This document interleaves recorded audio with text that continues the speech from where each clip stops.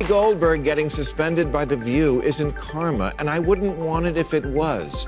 People have to learn to disagree in this country and not hate for it. This is a network that still runs out fact checks to these women, like it's concerned about them staying factual. The View's hosts weren't happy with Bill Maher's most recent appearance. What first appeared to be a normal segment quickly took a strange turn. In order to bolster their progressive attitude and start a discourse, the panel expected a liberal comic with similar views. Instead, Maher's frank criticism stunned the gathering. The tension rose when he mentioned the word woke. Maher dismissed it as a diluted, overused buzzword that now gets in the way of important dialogue. Maher didn't accept Joy Behar and Sonny Hostin's attempt to reframe it as simply being socially conscious. According to him, the term has been seized and exploited as a tool for ideological policing that penalizes dissent and prioritizes performative virtue over content. He made it clear that while fairness and development are important, they lose their significance when reduced to social theater. That's the problem in America. But there is one view, right, and one that's clearly true opinion, and everybody else can go sit in the... Whoopi Goldberg wasted no time in launching into a furious speech during Bill Maher's visit to The View, accusing Donald Trump of weakening law enforcement and declaring Joe Biden to be the true candidate for law and order. But Maher did not flinch. He calmly and surgically exposed the double standards. He pointed out that during the 2020 riots, Biden and several Democrats distanced themselves from police, but they later altered their positions when public sentiment shifted. Maher brought selective memory to light, highlighting how simple it is to alter history to suit the story. The View had already been involved in controversy on numerous occasions. Whoopi's well-known claim that race had no role in the Holocaust is still applicable today.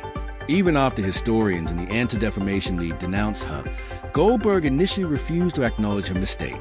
Instead, she stepped up her efforts by concentrating on current racial issues while ignoring the Nazis' overt racial philosophy. It wasn't just a mistake. It was a case study in denial. That I felt that the Holocaust wasn't about race. Enter Megyn Kelly. Kelly wasn't holding back when she spoke from a personal stance and called out Whoopi Goldberg's Holocaust remarks as blatantly incorrect. But Kelly didn't stop there. She criticized The View as a whole for backing Goldberg and not holding her accountable.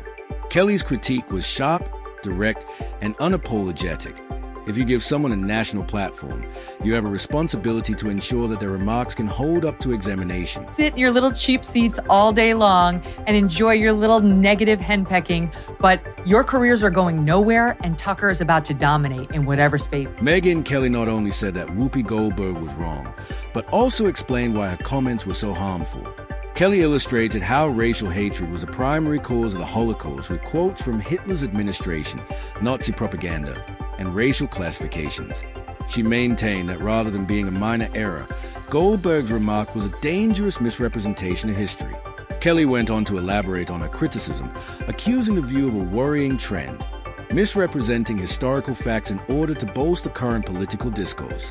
What happens if the hosts make an error? If there are any walkbacks, they are unremarkable and silent. Kelly says the show usually replaces facts with drama and rarely looks back. So stupid! This is the same lady who thinks everything is racist.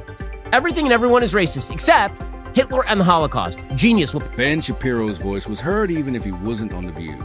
Shapiro provided a harsh, fact-based critique of Whoopi Goldberg's salacious narrative, which depicted Republicans as monsters and Democrats as heroes. He especially challenged Goldberg's Holocaust claim, reminding his audience that Nazi ideology was blatantly racial, founded on anti-Semitic pseudoscience, and motivated by homicidal purpose. This was not just a difference of opinion, it was a historical falsehood. Daytime TV's emotional turbulence contrasted sharply with Shapiro's usually calm approach. His widely shared online comments served as a fact check for fans tired of spin and showmanship. There was no doubting his presence, even if he was not seated at the table. The right response to speech you don't like is more speech, not the lazy, cowardly response of canceling people. It was no longer a discourse, but a slow-motion takedown. The intense anxiousness was evident in every awkward glance and stiff posture on The View. When Maher and others challenged the panel's narratives, Joy Behar's usual haughtiness began to falter.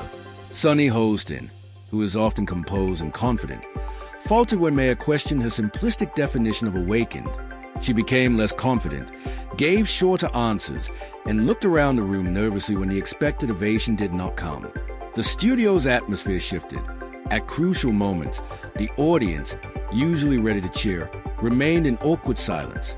When the producers attempted to go commercial, it appeared to be a retreat.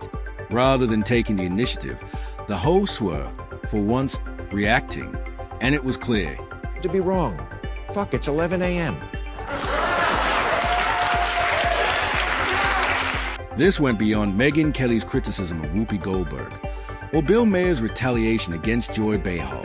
It exposed something deeper. The View often acts as a platform for ideological echo chambers. Emotional narratives dominate, facts are suppressed, and dissent is unwanted. But these kinds of moments are crucial. When The View spreads misleading information or minimizes significant issues, it has the ability to dangerously influence public opinion.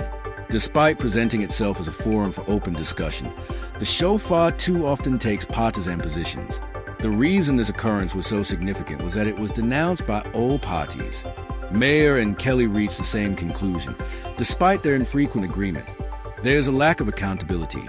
Maher decried the misuse of political catchphrases, while Kelly condemned historical distortion. That kind of bipartisan opposition happens when something is fundamentally wrong, not by accident. This was more than just correcting bad talk show interpretations. It reminded us that the truth is more significant than applause. The least you can do if you want to be a public speaker is to make sure you have the fact correct. We appreciate you watching. Keep an eye out and provide your thoughts in the comments. Until the next time.